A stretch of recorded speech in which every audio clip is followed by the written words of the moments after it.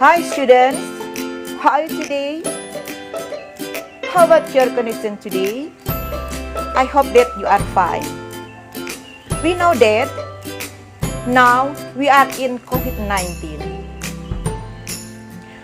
You must follow the protocol COVID-19. The first, pertama, use mask.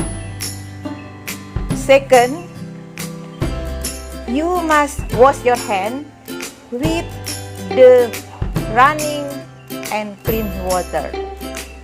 And don't forget to use soap. The third, you must keep your physical distance. Halo, murid-muridku yang saya sangat sayangi. Apa kabar? Saya harap kalian semua sehat-sehat. Kita tahu bersama bahwa sekarang kita berada dalam COVID-19. Dan saya harap kalian mematuhi protokol kesehatan. Pertama, kamu harus menggunakan masker jika kamu keluar rumah. Kedua, kamu harus mencuci tangan dengan air bersih, air mengalir, dan juga menggunakan sabun. Ketiga, kamu harus menjaga jarak. Okay, now we are going to study about recount text. Recount text is a type of text in English that talks about a story, action, or activity. Recount text adalah jenis teks dalam bahasa Inggris yang menceritakan tentang suatu cerita, tindakan, atau kegiatan. Recount text tells about someone's experience.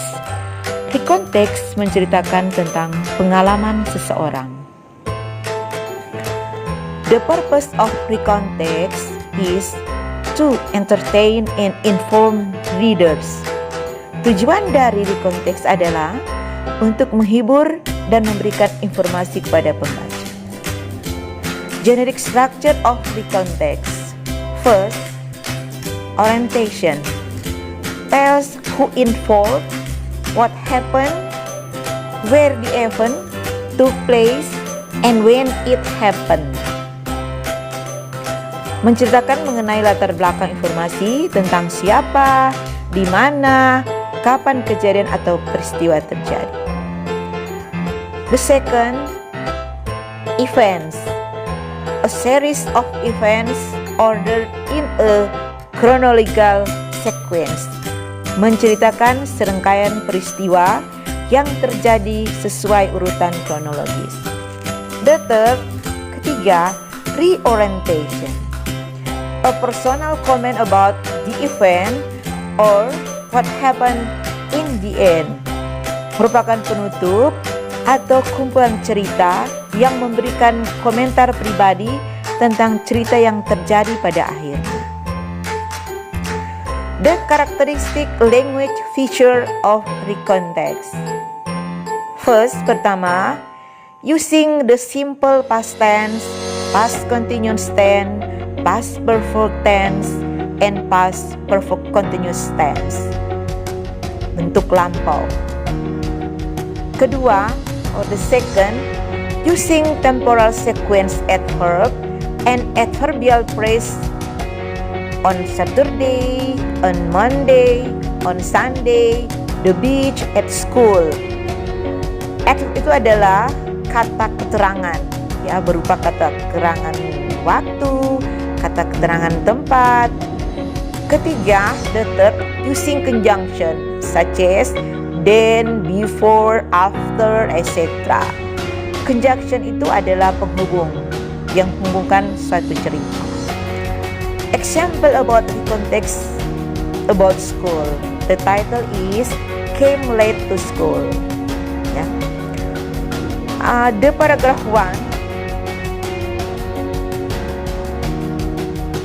orientation. Ya. Paragraph 2, about events. And paragraph 3, about reorientation.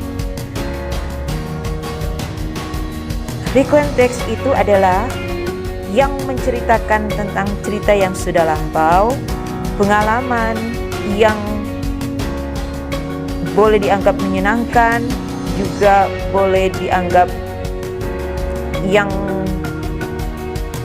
membuat kita selalu teringat. Ya, ada yang bad experience, ada yang good experience, seperti itu. Demikianlah tentang recontext. Thank you.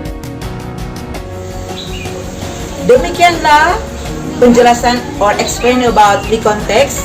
Semoga bermanfaat. See you next. Bye.